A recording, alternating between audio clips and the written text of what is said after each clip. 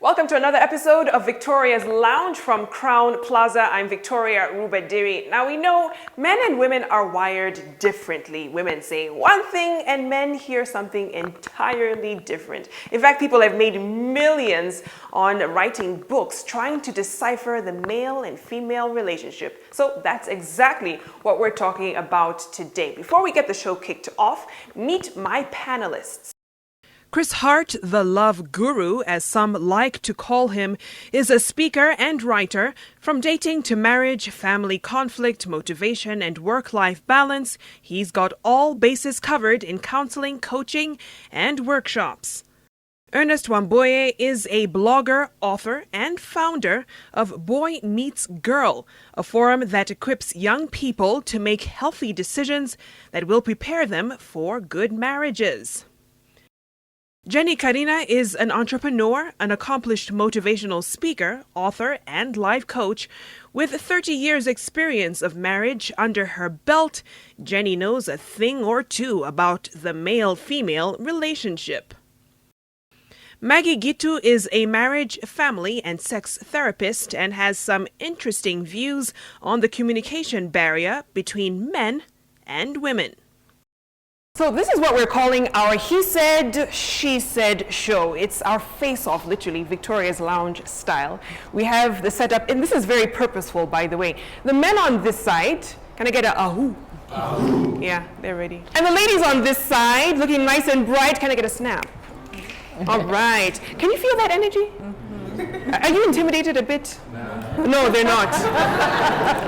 We wanted to at least cause some, energy here. But anyway, we'll get it later on in the show. But we asked our audience a bit earlier on just to respond to some questions and get answers to things that they feel the opposite sex has not really addressed. So we're going to go through some of those results and get their reactions, and of course get some guidance from our expert panel here. And hopefully out of all of this and the discussions and interaction, we can get some better relationships and understand each other that much more. Let's get a round of applause. Let's get started.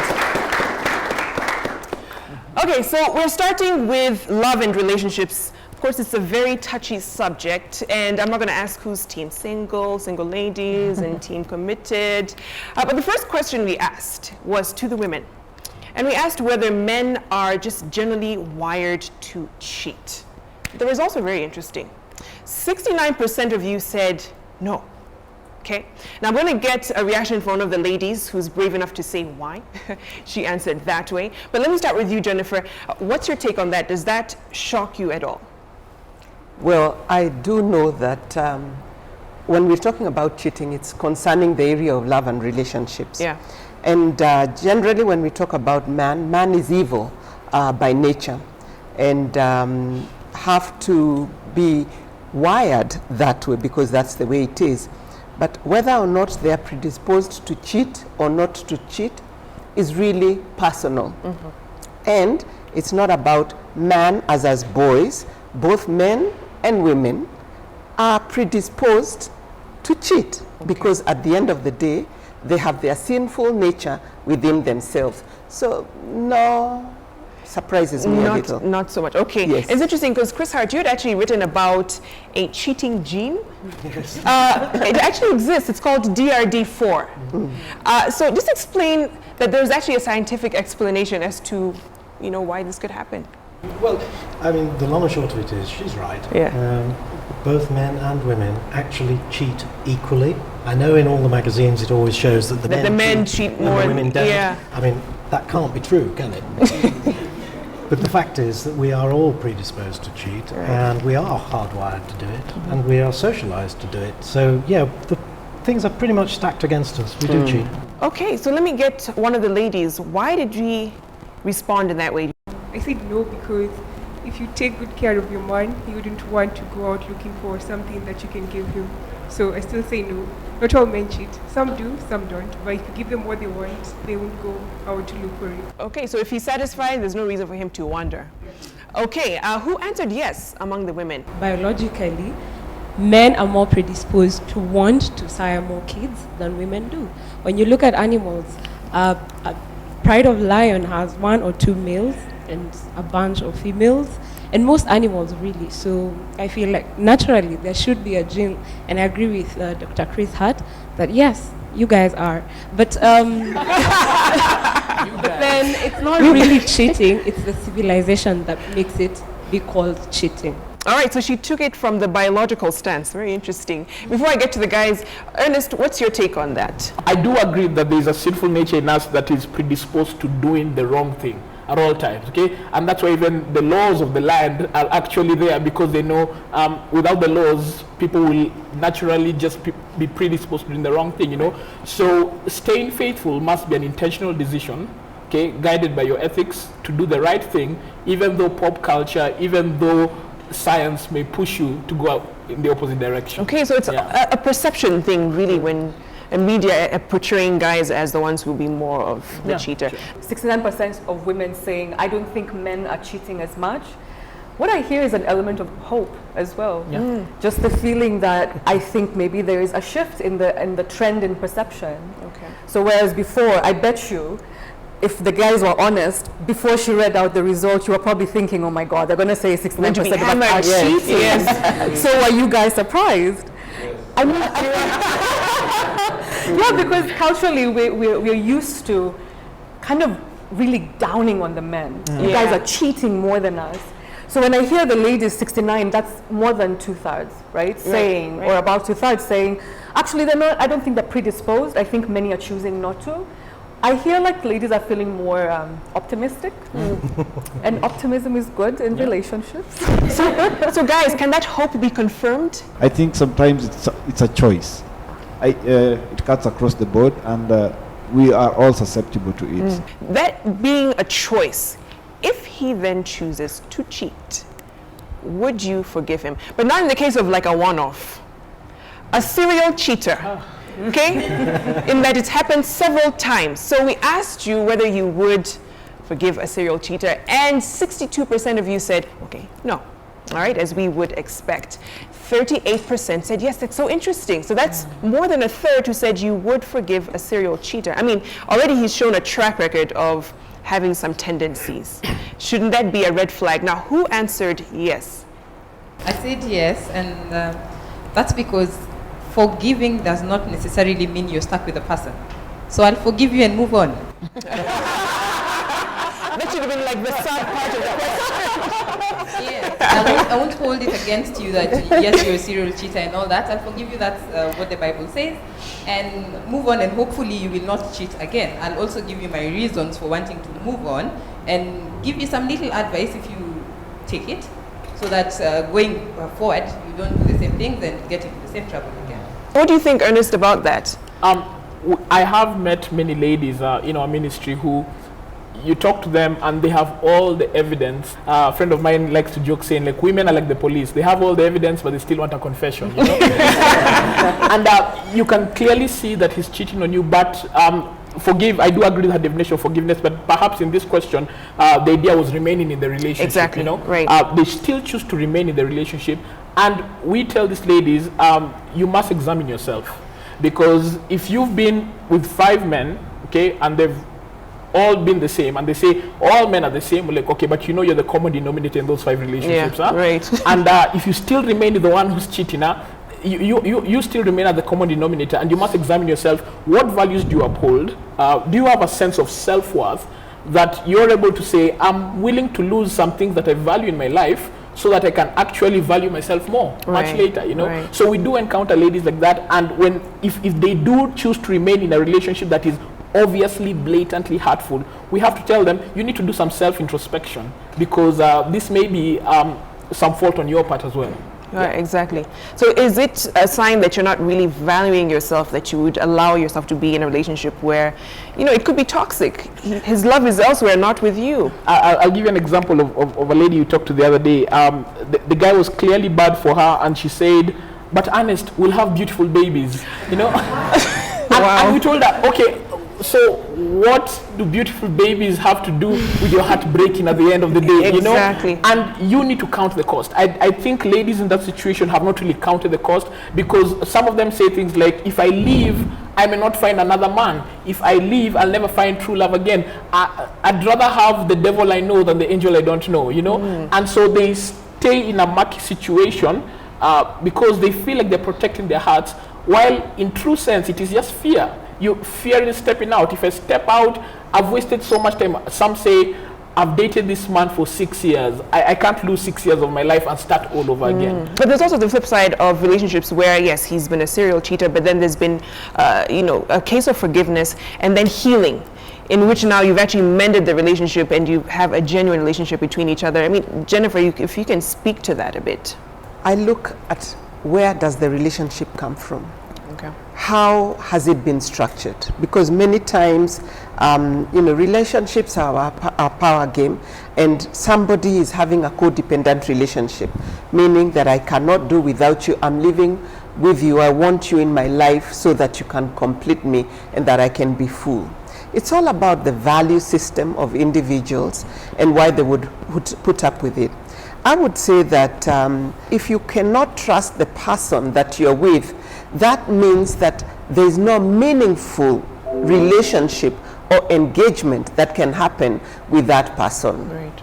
Now, how do you define them as a serial cheat? I find that sometimes these young women do not quite understand what it is to cheat. Number one, you browse the phone, find someone who said, oh, enjoyed your company, thank you, looking forward to seeing you again. And you assume that they were cheating on you with someone, which may not necessarily be the case. In conclusion, allow me to say that marriage or relationships are supposed to be fulfilling each other's needs. When you choose to be living with a serial cheat, it means none of your needs are met. And if none of your needs are met, then that relationship is actually not worth having. Right. Yes. Good point. Let's move on to our next question. Now, if he introduces wife number 2, would you stay? This is now a different scenario of the arrangement is, I guess, acceptable in some cultures. But if he introduced wife number 2, would you stay? 62% of you said no. 38% said yes. This whole third, I want you to know the women who represent that third, who are just saying yes. Please, if any of you would be honest enough as to why you answered that way, why would you stay in a situation like that? If that's the only reason the man, I'm going to ensure that he's not cheating and we'll have a nice little arrangement, I'm wife number 1, you're wife number 2, then that's fine. Other than you're sure you're the only wife, but then he has a bunch of other ladies out there. So if we agree to have a polygamous marriage, then I think that's fine. Ultimately, whether you're first or you're seventh, you have to look at what is it I think I'm getting, and what do I feel I'm losing, and which one weighs more, right? Okay. I'm surprised, I have to say, at the idea that 30% said they would accept a second wife, but it just goes back to that. We all have different value systems. Okay. And some women feel like if we're 2 of us, at least I can go to Malindi for 3 days.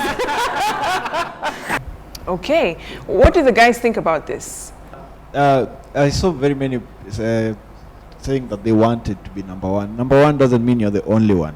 So she's the most realistic one in this case, because she says she'd rather know the other woman than keep guessing about her. And actually, after my only problem is, what makes you think he'll stop at number 2? What makes you, and being number 1 does not mean there's a list. You're scattered.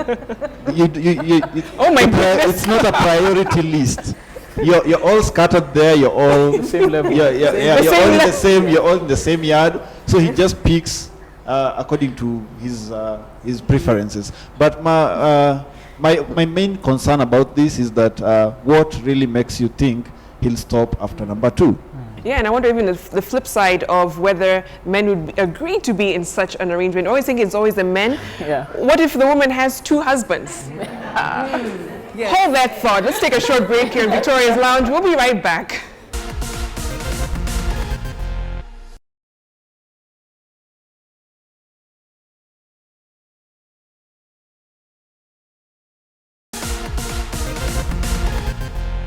Welcome back. You're watching Victoria's Lounge. We have the men.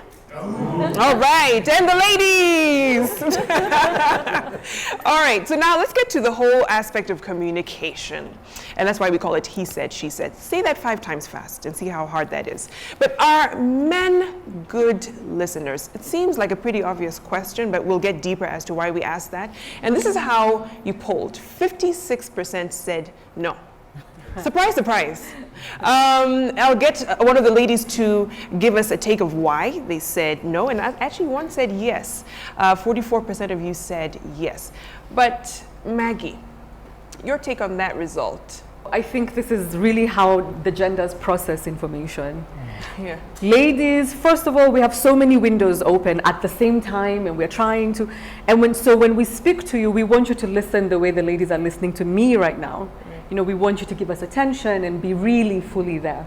For men, they experience that as it's like too much stimuli. It's too overwhelming. It's too much. You're talking too much. You're giving me too much information. It's just too much, right?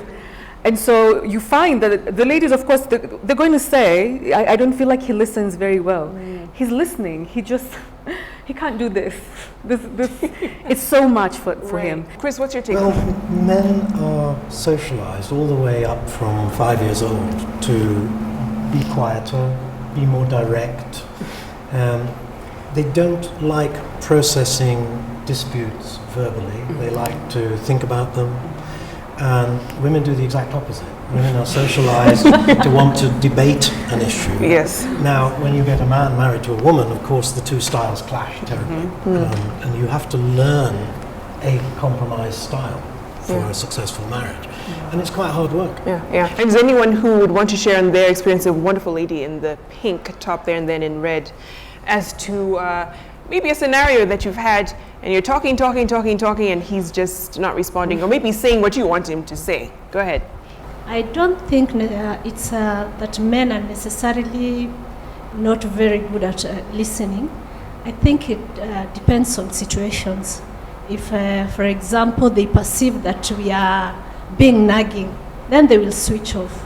But if we are having a proper conversation, our tone are all right, they perceive the tone is not aggressive, then they will listen. But in your interactions, when you're talking to, and I'm not going to prod further, but your significant other, do you find situations where you're saying something and his mind is elsewhere? Oh yeah, definitely, and that's why I say. So what do you do in those situations? It depends on a lot on the situation at hand. Sometimes if I become emotional, then... Is it sometimes or all the time? Let's be truthful. It can be all the time because we get frustrated. They feel like listening. At times they listen when they want something from you. I want to watch telly, you want to talk. I really want to watch telly, so keep on talking and watch me telly. When you're texting, like I remember I was texting this guy and I was telling him that we should go to this place. I even sent him the link of where the place was. And then a week later, he's like, where was that place again? It's on the text, check. You don't have to make me feel like I was wasting a lot of time trying to tell you, give you the directions. I even sent him a map. I feel like at times they choose to listen. And especially when they want something from you, they will listen to you thoroughly. But when they feel like I've gotten everything I needed, so now keep on talking. So it's selective. I'd like to hear from the guys. And before we get to you, Jenny, how do we rectify that? Is it timing? A lot of times you just pick the wrong time to start a conversation. Generally, men they listen with action in mind. It's not about the emotional connection of the discussion. It's about, I hear you, what do you want me to do? So that they can act. So I think for the women, they just need to know when you're speaking to a man, you need to be very clear, and they're not interested in the details about how you're feeling right now. What they're interested in, okay, I know you're feeling whatever you're feeling, but what do you want me to do for you? Right. So when you do speak with an action plan in mind, believe me, it's a tick all the way. Which is so hard for us ladies. Yes. But men, please, if anyone wants to respond to that, yeah, go ahead. Men have to learn what communication entails when dealing with women. We know what it means when we're with fellow men. But for women, like, for instance, when there's a situation of course, women store things for long-term reference. But when she brings up something, generally I find a lady speaks herself to the solution. So she's talking through it. Now for us, we're task-oriented. You start saying, you mentioned something and I'm thinking of a solution. Yeah. So it looks like I'm not listening, but I've already thought of a solution to the first sentence. And then I find out halfway through the conversation that wasn't the issue, and I'd already offered a solution, and I've been told, you don't even know how to listen. Like, what did I do? I presented, I thought, and so you end up growing more afraid of offending her, and so you withdraw within yourself more and more as it goes along. We like approaching items, or rather issues, that are well set out or laid out. So, for example, we can be having an argument, or rather the women can be having an argument with us, and at the same time she's talking about this thing, at the same time she's thinking about something you did in 1970, at the same time she's thinking about what she's going to say to rebut your next argument. But in our mind we are thinking, oh my God, what really is the issue here? Panic mode. We are really purpose-oriented, or rather we like dealing with items objectively. Like, give it a breakdown. Number one, what is the problem? Number two, what do you think about it? Number three, what do I think about it? So at the end of the day, it is about really getting to understand how we process information. We cannot process information and at the same time we are listening to you. Okay, so to get the best results, less historical injustices and more listeners to what we're going to be doing. So our next question is, you went on a first date with this guy. It went really well. However, he doesn't call you later on. So we gave you just different scenarios and what you would do. So the first one was, do you wait? Do you call? Do you move on, or do you call his friends to find out what happened? So we have move on as the most. 38% of you saying I would move on. 31% of you saying you would wait. The other one says we would call. That's about 31%. So it's evenly split, a third. So for the ladies, how many of you would actually take initiative and call? I would take the initiative to call if I'm interested with the guy, just to find out what put him off on our first date. Okay. Yes. All right. How many of you would actually wait? That's a long time. I'll actually wait, because I don't know, maybe he's held up somewhere and he's still thinking if I'm the right woman for him. So how long would you wait? I'm just curious. I'll wait like for around 2 to 3 weeks. Yeah. Wow. If he doesn't call, I move on. If he doesn't call, then you move on. Okay. So one guy is clapping there. I want to get your comment. I wonder why you're clapping. And we'll get the mic to you, but my panelists, let me open up to you. What do you make of those responses? This is what I think. When you meet somebody, you're both kind of wondering, is this going well? Am I feeling something, right? And it depends really on how you met, how well you know each other, that kind of thing. Yeah. When I see them split like that, I feel like 1/3 of women I'll call are saying, I don't want ambiguity. I like to know, is red, or is it whatever, and then we move on. Yeah. Then there's another 1/3 that's saying, you know what, this guy, I mean, he could have gotten home and got a meeting, just relax. You have a life, go live your life. Right. If he calls, he calls. If he doesn't, he doesn't. Right. Then what's the third option? Do you move on? Yeah, there's some people who just feel like it's been 12 hours, I haven't heard, you know, like, it was nice to meet you, so bye. So you have to choose, you have to first of all understand your personality. Right. If you're a very kind of specific person, you like to know what's what, you actually may feel that waiting is making you too anxious. And then ladies, let me just generalize, we build things in our heads, right? Yeah. And you know the guy could have gone home and fallen asleep. And he has no idea that you've already called your friends, diagnosed the whole evening, there's a postmortem report, and he has resigned the field, and that's it. Yeah. And the poor guy is calling you like, hey, I had a really good time. You're like, oh, really? Right. Because I didn't know for the last 4 hours you kept me waiting, right? Yeah. So just know your personality. If you're okay with waiting and you're kind of a very laid back person, I don't think it's good or bad. I just think know who you are. Yeah. So managing, the guys are just giggling, and you know yourselves. You know, guilty. I just want to say something before I open up to the guys. Perhaps the ladies who would not call look at it as part of the pursuit process. Okay, so they think if I intervene and make the call, I am now doing the pursuit. Okay, I am not being pursued. You know, and they feel maybe a bit uncomfortable with that, and they're thinking, no. If he's pursuing, let him make his intentions very, very clear. You know, and so perhaps they don't want to venture into that because they feel that's a man's job. Right. Can I Yes, go ahead, just Chris. put a thought in? I think there's another issue here, and that is that men are very action-oriented. So a guy who actually likes a girl will go for her. So if he doesn't, you've had the message.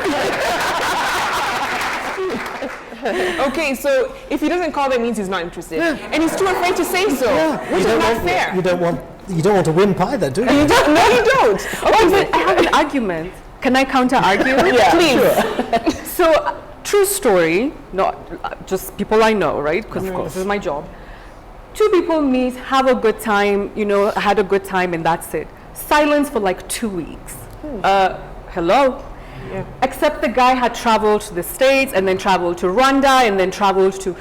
So this whole time he had her here, but he was thinking, I don't want to call her if I can't take her out right now.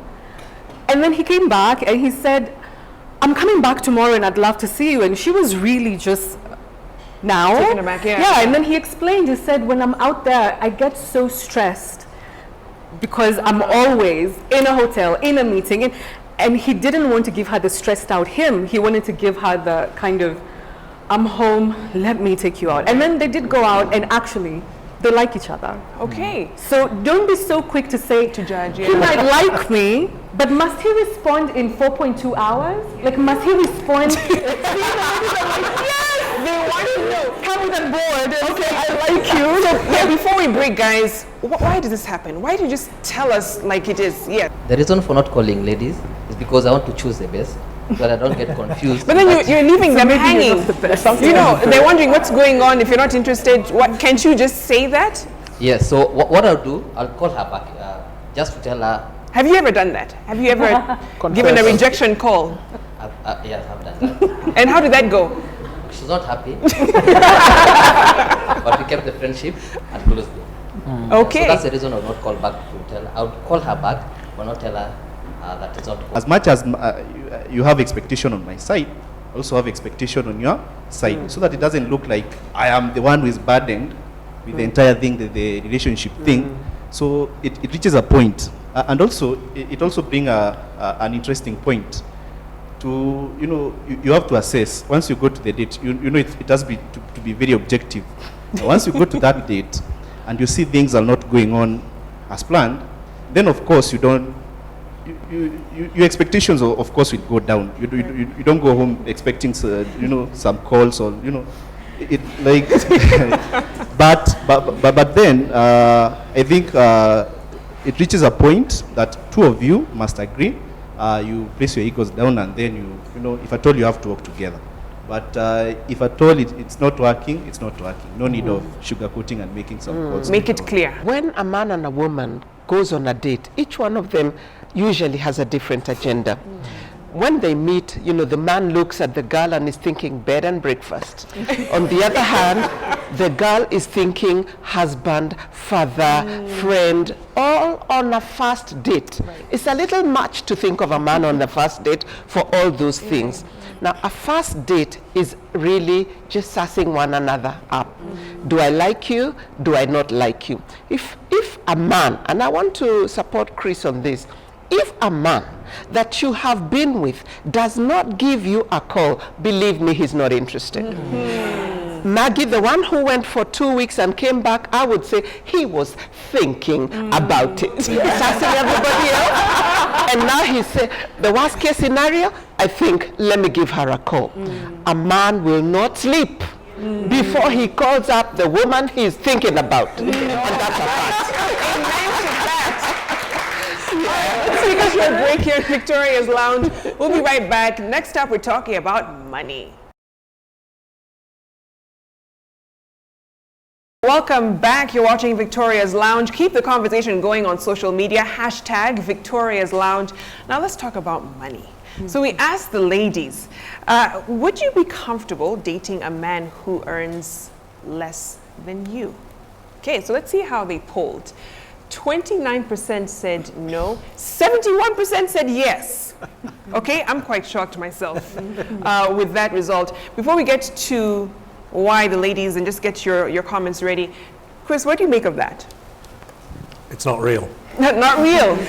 In reality, women always want the man to earn more, and he is uncomfortable if he doesn't, and a lot of relationships get into trouble when that dynamic occurs. Right. So it does happen during the course of a relationship. You know, you've been married for 10 years and he loses his job, but often the relationship ends at that point. Right. You understand the point I'm making? Right. It's absolutely critical that the man is successful and is earning as much as he possibly can, and that is a key dynamic in relationships. Okay, and also ask the guys if they feel that pressure to actually earn a substantial amount of money to be able to take care of a woman. So how many actually answered yes?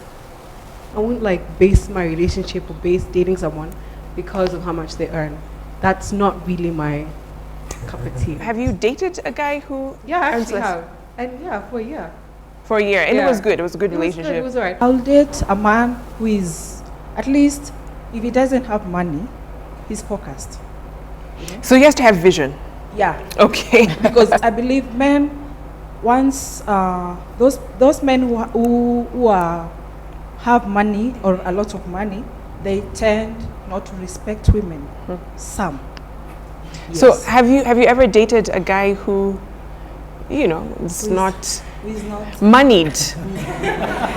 who is not money? Yes. Yes, I have. You have. Yes. And how did the relationship? Okay, like I'll give an example of a man who I dated. He didn't have much money, but with time, he got the money. So it's all about being patient. It's not about like you rush things thinking that this guy will never get that money. So if you're patient with that guy, he's going finally one day he's going to have that money that you need. Okay, let me hear from someone who. My name is flipped the Betty. answer. As you grow up, just like Chris was saying, you realize there's more to life than, oh, he loves me, oh, I think. When the babies come, when you need to get that house, when you need to invest, then the man needs to have money. Again, what is a lot of money? Debatable, yeah? But even though you have what you have right now, do you look like you can make more to keep a family? Because then it becomes a burden to me if I have to be the man and behave like the woman. Let me get a take from Ernest. What's your take on that? When my wife and I started dating, actually I was living in my parents' house. I earned pocket money from my parents, okay? And if you looked at me at that time, I looked like this nobody really. I was not really going anywhere, but I was determined to actually provide for her. So what I did when I was in campus, I actually applied for a part-time job. I was teaching French in a school near my campus, and they paid me about 12,000 shillings a month, which for a campus student, that is a lot of money. You know, that's a lot of money. And I earned that, I saved it, and one thing that my wife kept telling me, she said, you know, Ernest, you didn't have, there were pilots who were after me, there were people, businessmen who had so much money who were after me, but I stuck with you because, one, I saw your ethic, your personal ethic, and secondly, despite you not having all the money in the world, I saw where you were going. Right. And true enough, many years down the line, I'm actually earning more money than I did then, okay? So we normally say, marry a man with a vision, not a man with a television, okay? Because the television can go, but the vision is constant, okay? So I must actually demonstrate to my wife or to the woman that I want in my life that I'm willing to provide that kind of security, because women love security. Right. Women love security, and we all have different perceptions of money. We view money as freedom, money as security, money as love, money as power. We have any of those four views of money, and many a times for women it's either freedom or security. At times security, because they have that sense to feel secure with the man around them. So at that moment when I started dating her, I didn't have everything, okay, but I understood that at the end of the day I wanted to marry her, okay? Right. And I knew love wouldn't pay the bills. Okay? So I had to actually work towards that, and she saw that, and because she saw that, she put her faith in me, and it turned out okay. We have to understand that the age of social media that we're in now puts a lot of unrealistic expectations on both men and women. as Vicky said, there's the whole issue of the socialite, and you'll find her putting photos of this fancy, expensive lifestyle. And so you'll expect your man to be able to provide all of that and ignore the basics. I'll tell you for a fact that if you look at a man who loves you, you know, for him to be able to respect you, for him to be able to appreciate you as a woman, I believe you have to start with him from the time he was in the servant's quarter, somewhere paying 2,500 shillings. Grow up with this man, watch him go through the ranks, and I swear to you, he will respect you. But you come into my life when I am moneyed, when I have all that, you know, ability, and I assure you, that'll be my money. I'll take care of you, but you'll never have a decision to make with me. Why? Because you are never there. And number two, for any relationship to be 50-50, for me to be able to treat you well and to do anything, you have to show me that you're committed through that poor broke time so that we can go all the way. When I have it, I will not look at you as an inferior in the relationship. I'll value you, you know, as an equal to me. And I wonder if the guys feel intimidated because you're also dealing with women we're in the women empowerment stage. You know, women now are buying their own cars and houses and they feel, well, I don't really need someone to take care of me. Maybe a companion. Do you feel intimidated by those kinds of women? There are three securities that any lady would wish to have. The one that is more important is financial security. Money talks. Money talks. And this issue of waiting, I don't think, as much as maybe lady would be hypocritical and say that we are going to walk with him through this journey, I don't think many would do that. And if at all there is anybody or any lady would go that walk, I think that's the lady that is there in Proverbs 31. She's the exception. Yes, she's one of the exceptions. That is the lady these men would be looking for. Okay, let's move on to our next question. Now, this is when you're in a relationship, you're probably managing money together. So, dating and engaged, would you take a loan to invest in his business? Okay, you're not married, so there's no marriage contract there. You're just dating or probably have a ring.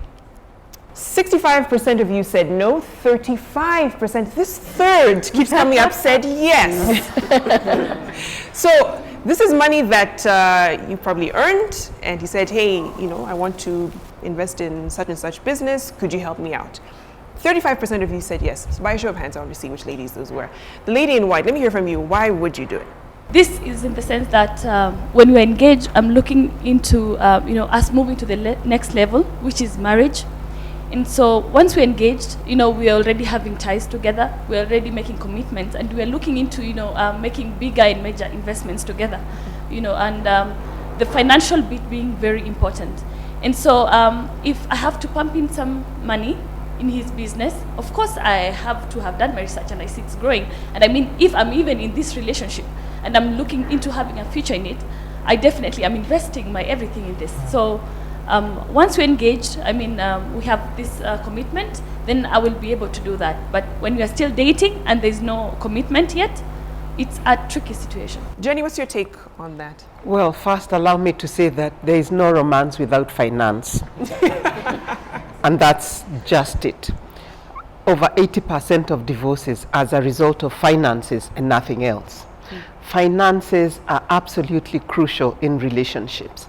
And really, the assumption first and foremost is that the man is the provider of the home, and that is important for him to be able to be respected in the manner that he should be respected as the head of the household. However, it is beautiful to marry potential.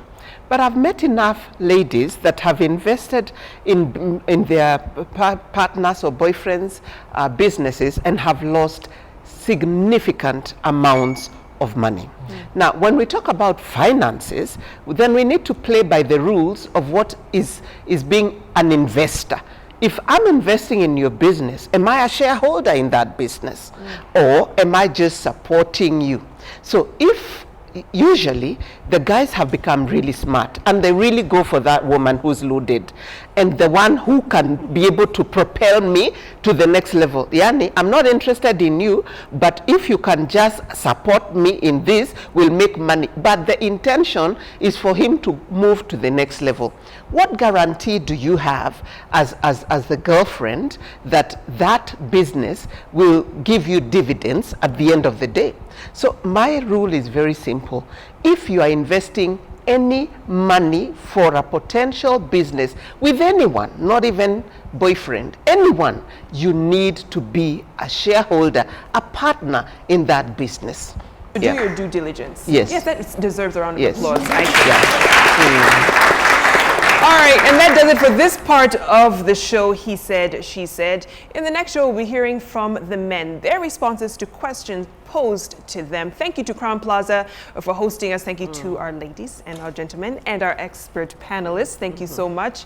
And we'll be doing this again next week, 7:30, right here on NTV. Have a wonderful evening.